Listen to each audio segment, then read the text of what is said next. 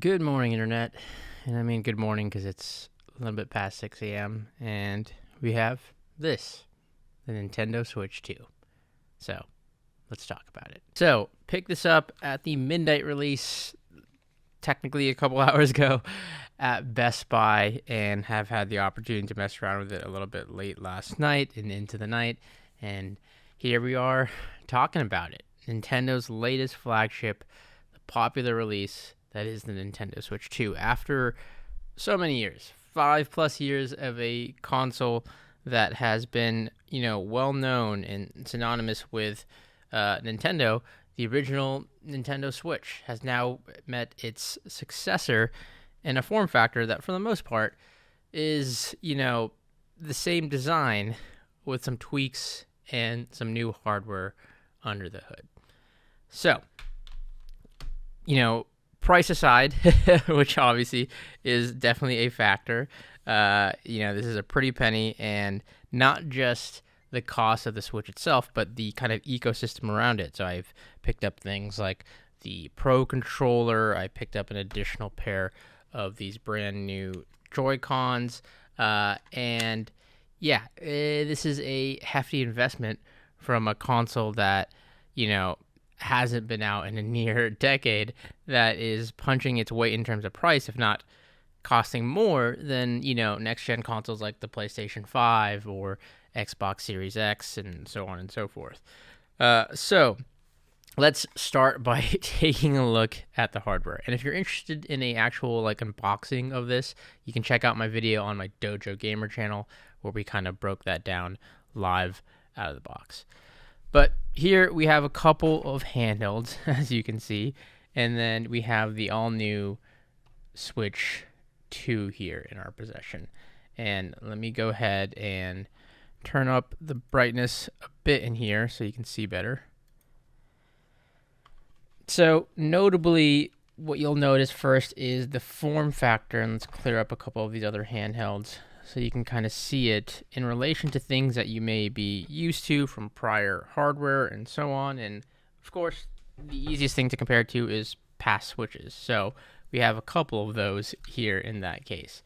So at the very top, you have the Switch 2, and then we have the original Switch. So just the OG Switch. These are, third-party Joy-Con cases, but the form factor nonetheless is the same. So you're getting a ton of screen real estate on these new Switches in the handheld mode, and that's definitely noticeable. You can see it almost is the entire width or length of the, original Switch. But then if you compare it to something like, for example, the OLED Switch, you can see how it is comparable in size. Again, dwarfed by the bigger screen here on the Switch 2, and then flanked by these newer Joy-Cons, which are definitely larger as well. Before we compare those, for the sake of comparison, we have a Switch Lite as well, and you can really see the form factor here. The Switch Lite fits within the new Switch 2. So definitely much bigger handheld experience, but still maintaining that, same Switch form factor with the two Joy-Cons and a relatively thin, overall design there, as you can see. Definitely has some weight to it. Definitely feels what I imagine is heavier, but I imagine it's a lot of the internal components, notably the Joy-Cons. And speaking of those, we can take a look at that new mechanism. So versus the, very popular Switch sliding mechanism that it was known for, just kind of being on that rail, these detach just by pulling out, and they reattach by magnet, just like so. So automatically, very simple, very easy. Arguably a little bit easier than the rail system. You do have this release here that if you push this button, it's actually the button that juts out the most on the back. It just detaches, as you can see there, from the Switch. And then you have this new Joy-Con design. So you can see here a couple things when it comes to these new Joy-Con upgrades.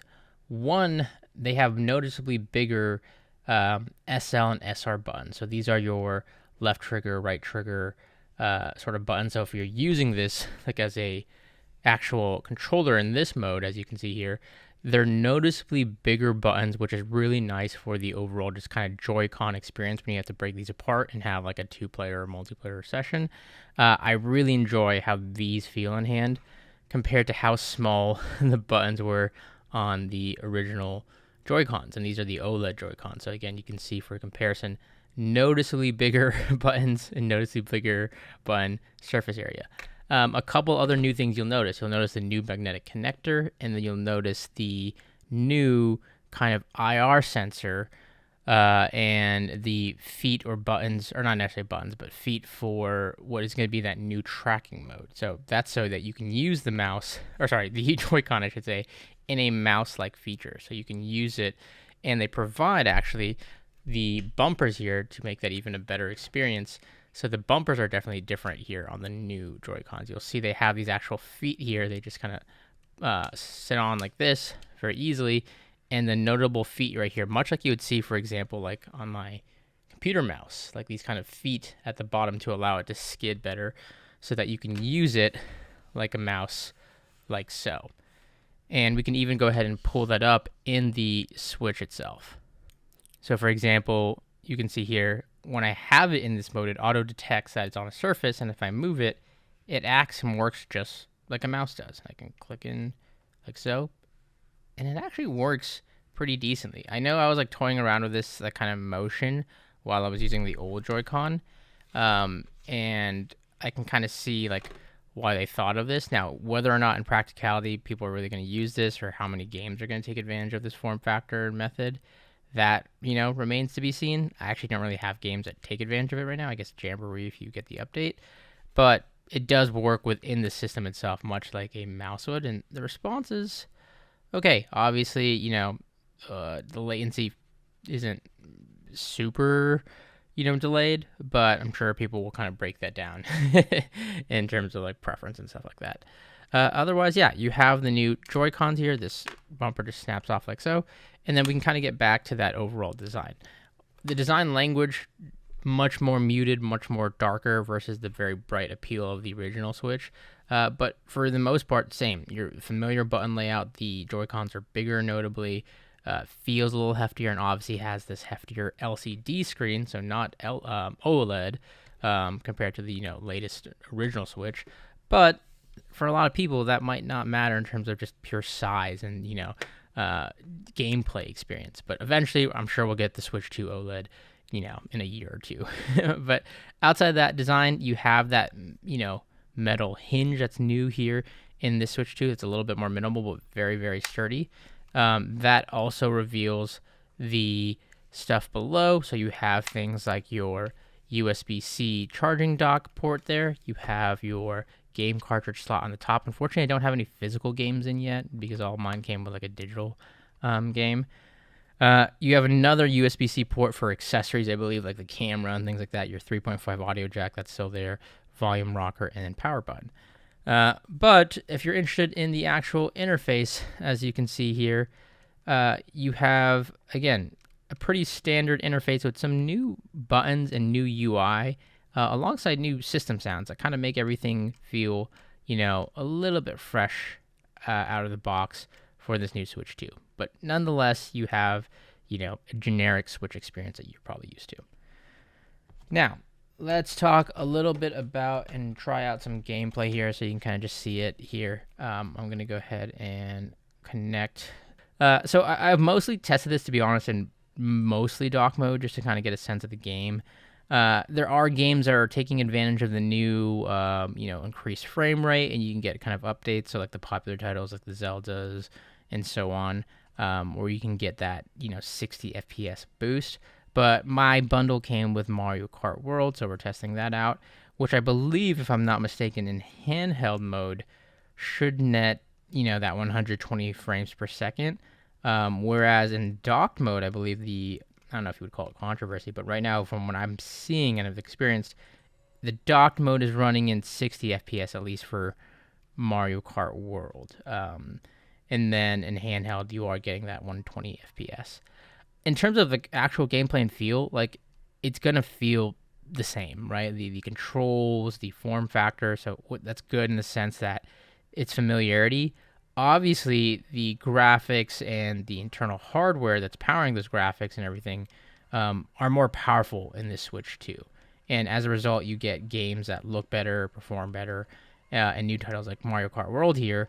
That it is interesting just to see these titles in, you know, more detail and quality. The best way I can put it is like, they just look much more crisp in HD, because you got to remember how old and how long the original Switch hardware was, as I get completely wrecked here. Um, and how long that's been out. But again, Nintendo's has really always been able to kind of play on their IP and their titles and the experience there versus like hardware and graphics. And like they've always relied on the gameplay. But it is nice to get a much updated version of popular titles like Mario Kart and stuff for, a modern generation console. Now, outside of this, I'd say the experience out the box has been, relatively simple. The thing I would note that, and this is not just as a result of the Switch 2, but in general nowadays, gaming and getting a new console experience. I picked this up at the midnight release. Like I said, I was fortunate at PST since I had a pre-order. I got it around I was able to line up at 9 p.m. and then get it by 10:30 and walk out. Nowadays, that experience of just plugging in a new console and trying to get it to play is not, the same as old days. For one, this is the Mario Kart World bundle, so you have to get that in a digital code. You don't even get Mario Kart World in the physical copy in the box, even though it's a bundle.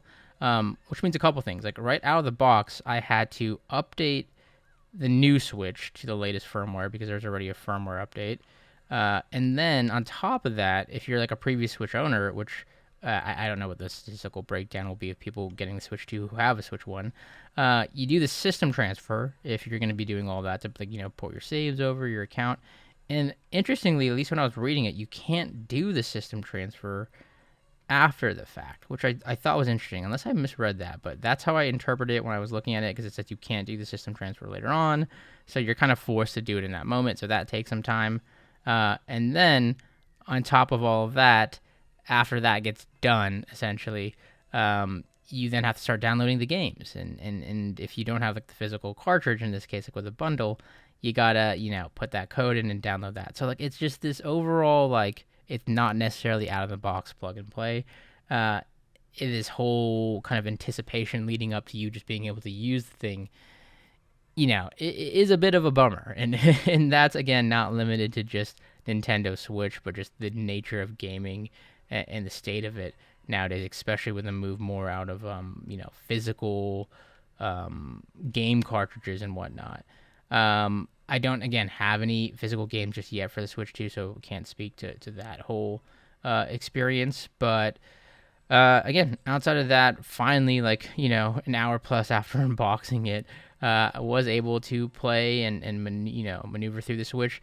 They have basic tutorials in the, settings and stuff, but interestingly, things like the, whatever they called it, the Switch game that was supposed to really showcase and highlight the new features, kind of like what was intended of Wii Sports when that came out back in the day, isn't even included. And that was kind of controversial for a lot of people. It's I think a $10 game, so at the same time it's not a full price game. Thankfully, surprisingly, they're not charging an arm and a leg for it, but they are charging for it, which is again interesting to see. And just the overall experience out of the box is a bit different. But again, if you're playing your older games, if you're playing games that you own, you're going to get more stable performance. But to really take advantage, you're going to want to do their little upgrade packs, which are a portion of the cost to get that 60 frames unlocked and just kind of get access to newer features that are only capable on the Switch 2. So games like Mario Party,